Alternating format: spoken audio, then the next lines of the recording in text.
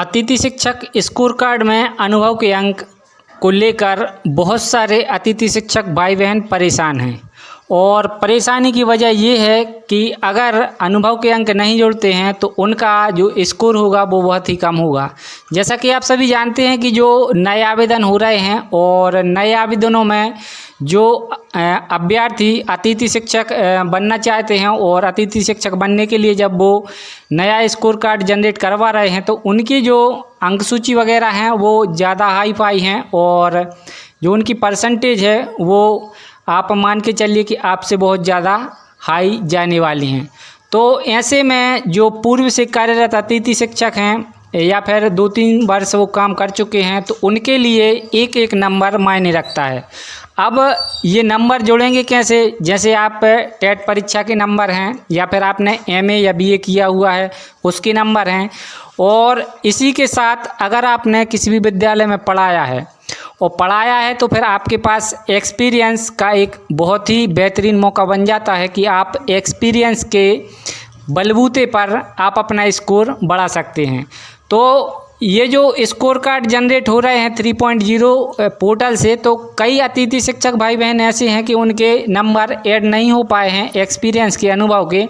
तो उनके लिए एक सुनहरा मौका मैंने आपको एक सुबह वीडियो डाला था इसी को लेकर, लेकिन कई जो अतिथि शिक्षक भाई बहन हैं वो समझ नहीं पाए हैं।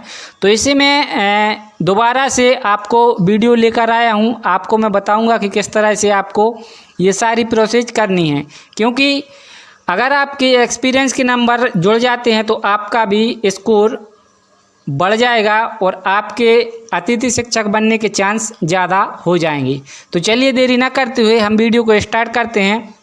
आप सभी से प्रार्थना है, अगर चैनल पर नए हैं तो चैनल को सब्सक्राइब करके बेल आइकन को ऑल पर जरूर सेट रखें, जिससे आगे आने वाली ऐसी ही लेटेस्ट इन्फॉर्मेशन आपको मिल जाए सबसे पहले।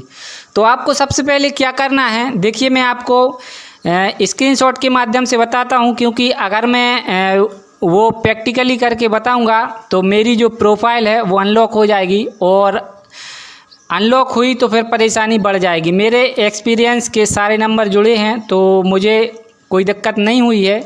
तो ये मैंने जो स्क्रीनशॉट लिए हैं जहाँ तक मैं पहुँच पाया हूँ, जहाँ से हमारी प्रोफाइल अनलॉक ना हो वहाँ तक का मैं आपको बता देता हूँ। इसमें 2 समस्याएँ हैं।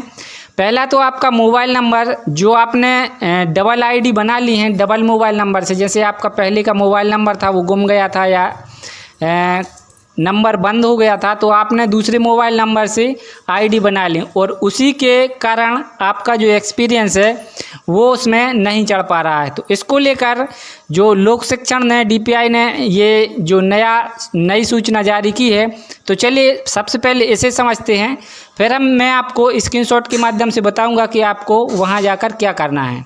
तो देखिए ये जो नया अपडेट आया है ये आपका 3.0 पर आया है, और कल ये जो अपडेट आया है देख लें आप चौथे नंबर में, पूर्व से पंजीकृत जिन आवेदकों द्वारा एग्जिस्टिंग एप्लीकेशन से पंजीयन न करके नवीन पंजीयन कर लिया है, मतलब पुराने आवेदन से पंजीयन ना करके नए आवेदन से पंजीयन कर लिया है, क्योंकि अब आपका वो मोबाइल नंबर खो गया था या बंद हो गया था, तो इसके कारण आपने नए से करवा लिया है। तो इसके लिए ये नई सूचना दी हुई है, आप जाकर इसे चेक कर सकते हैं। ऐसे आवेदकों के स्कोर कार्ड में अनुभव के अंक प्रदर्शित नहीं हो रहे हैं, अतः ऐसे पोर्टल के होम पेज पर दिए गए डीएक्टिवेट डुप्लीकेट आईडी, मतलब जो आपकी डुप्लीकेट आईडी होगी, मैं आपको आगे स्क्रीनशॉट में दिखाऊंगा, उस पर क्लिक करके अपने पंजीयन में दर्ज मोबाइल नंबर का प्रयोग कर जिस आईडी पर अनुभव की जानकारी है उस आईडी के विकल्प का चयन करें। मतलब जिस भी नंबर से आपकी आईडी पर जो अनुभव जुड़े हैं, आपको पता होगा कि मेरा इस नंबर से ये अनुभव बने थे, तो उस नंबर को डालकर आप ये उस चीज़ का चयन कर सकते हैं, अपनी जानकारी सही अपडेट कर सकते हैं उस आईडी को डालकर। मतलब जो आपका पुराना मोबाइल नंबर जिससे आपकी खुलती थी और आपने नया नंबर अपडेट करवा लिया है, तो उस नंबर को डालेंगे जब आप, तो आपकी आईडी खुल जाएगी और जो आपके अनुभव हैं वो ऐड हो जाएंगे। लेकिन उससे पहले आपको ये सब कर लेना है, और ये जब सब कुछ सुधर जाए तदुपरांत समग्र EKYC पर क्लिक कर एग्जिस्टिंग एप्लीकेंट में जाकर अपनी प्रोफाइल अपडेट करनी है। तो इसे जो आपकी पुरानी आईडी है उसे आपको चुनना है और इसके बाद ये आपको अपडेट करना है और अपडेट करने के बाद आपको दोबारा से संकुल में जाकर आपको ये सत्यापित करवाना है। तो ये तो हो गई ये जानकारी, आई होप आपको ये समझ में आ गई होगी। अब आप ये देख लें कि आपको करना क्या है। देखिए, जैसे ही आप अपनी आईडी में आईडी और पासवर्ड से लॉगिन करेंगे तो आपके सामने जो 3.0 का जो लॉगिन आईडी और पासवर्ड है वो खुल जाएगा और ऊपर आप अपने आईडी और पासवर्ड से ये सब खोल लेते थे। लेकिन अगर आपको अपने अनुभव ऐड करवाने हैं तो ये आप तीसरे नंबर का विकल्प नया देख सकते हैं, डुप्लीकेट डीएक्टिवेट डुप्लीकेट आईडी।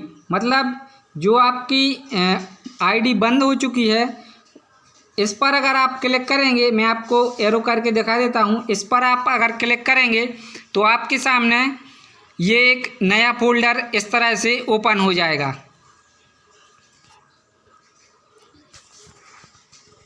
देखिए, ये ऐसा फोल्डर आपको देखने को मिलेगा।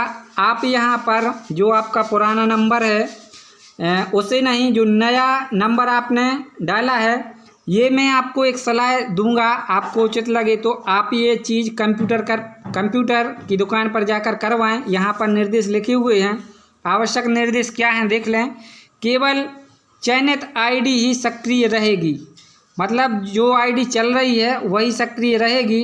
रिकॉर्ड सहेजने के बाद अन्य सभी आईडी स्वतः निष्क्रिय हो जाएंगी। मतलब जब आप सेव कर लेंगे तो उसके बाद सारी आईडी फिर अपने आप निष्क्रिय हो जाएंगी। कृपया ध्यान दें, अपना अनुभव, आवेदनकर्ता का प्रकार, एक्सपीरियंस, एप्लीकेंट टाइप देखकर ही उपयुक्त आईडी का चयन करें। मतलब जो आपकी सही है, जिसमें आपके अनुभव हैं, उसी को ऐड करना है। और जैसे ही आप सर्च पर ऐड करेंगे तो जिनका भी अगर सही होगा तो वो खुल जाएगी, जिनका डुप्लीकेट आईडी नहीं होगी तो वो रॉन्ग एक सिंबल दिखाएगा कि आपकी यहाँ पर डुप्लीकेट आईडी नहीं बनी है। तो ये आप बहुत ही ध्यान से करिएगा, क्योंकि आज 29 तारीख हो चुकी है, कल 30 है, और अगर इसमें सुधार नहीं हो पाया तो सब गड़बड़ हो जाएगा। तो ये आपको अपने भरोसे करना है और हो सके तो और अच्छे से आप किसी से सलाह ले लें और फिर करवाएं तो बेहतर होगा।